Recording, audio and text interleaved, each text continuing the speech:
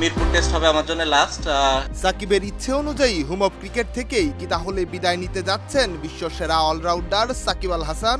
সরাসরি প্রশ্নের উত্তর না পাওয়া গেলেও বেশ সম্ভাবনার সৃষ্টি হয়েছে সাকিবের ইচ্ছে পূরণের। বিসিবি সভাপতি ফারুক আহমেদ আজ পরিচালনা পর্ষদের সভা শেষে সংবাদ মাধ্যমকে এরকমই ইঙ্গিত দিয়েছেন। হ্যাঁ, সাকিবের সাথে আমার যোগাযোগ হয়েছে।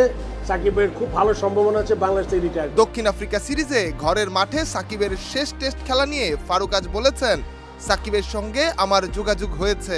সাকিবের খুব ভালো সম্ভাবনা আছে বাংলাদেশ থেকে অবসর নেয়ার। আর এমন মন্তব্য শুনে সাকিব ভক্তরা চাইবেই যেন তা বাস্তবে রূপ নেয়।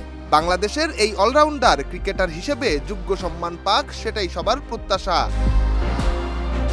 সবাই সব রকম নিরাপত্তার কথা বললেও খেলা শেষে সাকিবের দেশ ছাড়তে পারা নিয়ে প্রকাশ্যে কেউ কিছু বলছেন না। তবে বিসিবি সভাপতি আশ্বস্ত করেছেন, মিরপুরে সাকিবের নিরাপত্তার বিষয়টি তারা দেখবেন। তিনি বলেন, আমাদের যতটুকু ক্ষমতা ও ইনডোরে যাবে, মাঠে খেলবে, প্র্যাকটিস মাঠে যাবে, এই দায়িত্বটা নিয়ে আমাদের জন্য খুব সহজ, এটা আমরা নিতে পারবো।